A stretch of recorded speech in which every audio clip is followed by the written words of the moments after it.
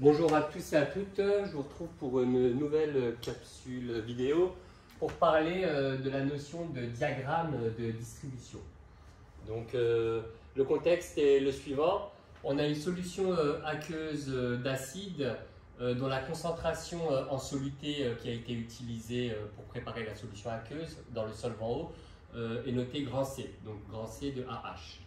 Alors on l'a déjà vu dans une précédente capsule vidéo, hein, lorsqu'on a une solution aqueuse d'un acide AH, lors de la dissolution, il se produit une transformation acido-basique. Alors je retire les crochets ici, il se produit une transformation acido-basique de type limité et qui donne lieu donc à un état d'équilibre dans lequel coexistent l'ensemble des espèces chimiques. Donc une fois que la dissolution est terminée, une fois que la solution aqueuse est prête, par exemple lors d'un TP, la solution se trouve sur une paillasse, cela signifiera qu'on aura une certaine concentration molaire en acide AH, une certaine concentration molaire en sa base conjuguée A-, et d'ailleurs on avait précisé que la concentration molaire en acide AH obtenue à la fin de la dissolution, lorsque l'équilibre est établi, n'a aucune raison d'être parfaitement égale à la concentration molaire de soluté qui a été utilisée justement pour préparer la solution aqueuse. Et autre information, on a vu dans une précédente capsule vidéo qu'il existait un lien entre la concentration molaire, le rapport plutôt. On a vu à travers la relation d'Henderson qu'il existe un lien au niveau du rapport des concentrations molaires en acide et en sa base conjuguée avec le pH. Il y a vraiment un lien fort entre le rapport des concentrations molaires en acide AH et en sa base conjuguée A- et puis le pH. Le pK est généralement une donnée tabulée qu'on retrouve dans différents ouvrages, par exemple pour le pK de l'acide éthanoïque vaut 4,8. Eh bien, le diagramme de distribution justement va nous permettre de trouver à partir de la connaissance du pH, donc le diagramme de distribution va nous permettre de retrouver à partir de la connaissance du pH quelle est l'espèce chimique qui va prédominer. Donc dans la solution aqueuse qui est prête, comme celle-ci, si on connaît le pH, quelle est l'espèce chimique qui va être prédominante? S'agira-t-il de l'acide AH ou de la base conjuguée A-?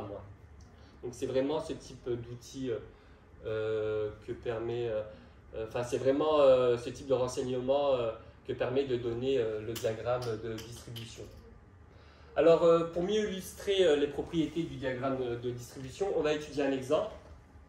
Alors je vais effacer probablement. Alors, on va utiliser un exemple.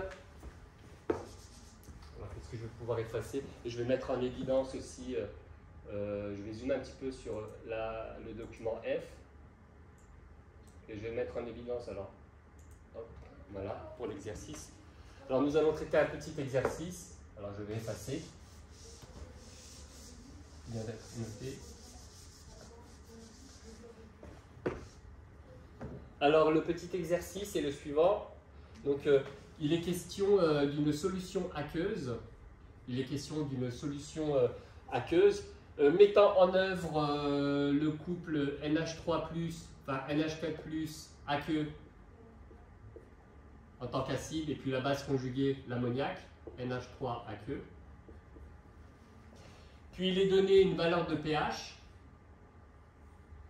Donc il est indiqué une valeur de pH. Donc on a utilisé un pH mec par exemple pour réaliser la mesure. Et à partir de la mesure du pH qui vaut 10, il est demandé de prévoir quelle est l'espèce chimique qui va être prédominante. Donc quelle est l'espèce chimique qui va être prédominante dans la solution aqueuse mettant en œuvre donc ce couple acide-base.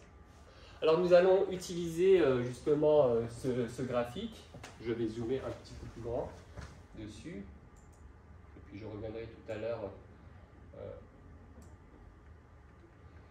Donc pour répondre à la question, il va falloir utiliser cette information-là. On doit lui donner cette information-là qu'on appelle le diagramme de distribution.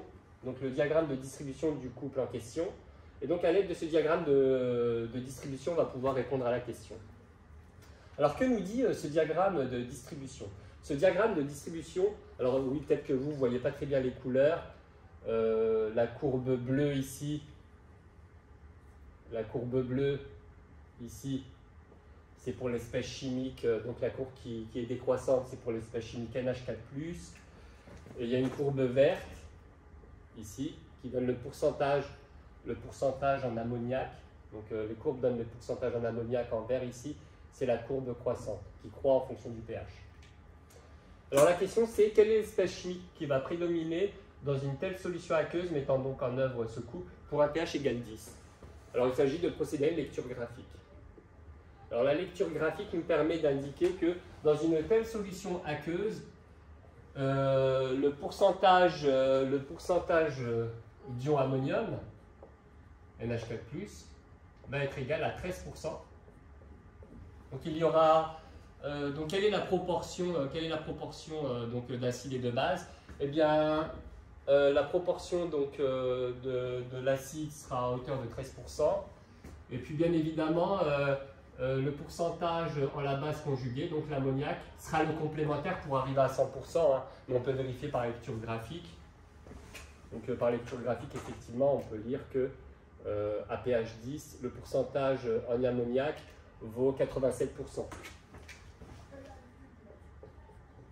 On retrouve bien en additionnant les deux pourcentages 100%. Donc il s'agit bien de quantifier la proportion d'acide et de base. Hein. Ça permet cela, un diagramme de distribution. Ça ne s'intéresse pas aux autres espèces chimiques. Alors nous n'avons pas répondu à la question. Donc dans une telle solution aqueuse, est-ce qu'il s'agira de l'acide du couple qui va être l'espèce chimique prépondérante, c'est-à-dire présente en plus grande quantité, ou est-ce que ce sera la base conjuguée qui sera présente en plus grande quantité? Eh bien, l'espèce chimique prédominante, donc pas sera, mais est, on va dire que là, ça a été réalisé, donc l'ammoniac NH3 est l'espèce chimique prédominante. Elle est présente en plus grande quantité. Et l'espèce chimique prédominante dans la solution aqueuse.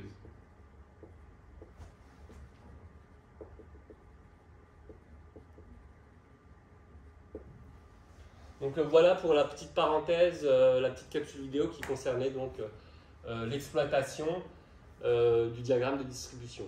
Je vous remercie de m'avoir suivi. Je vous retrouve pour la suite dans d'autres capsules vidéo. Merci bien, au revoir.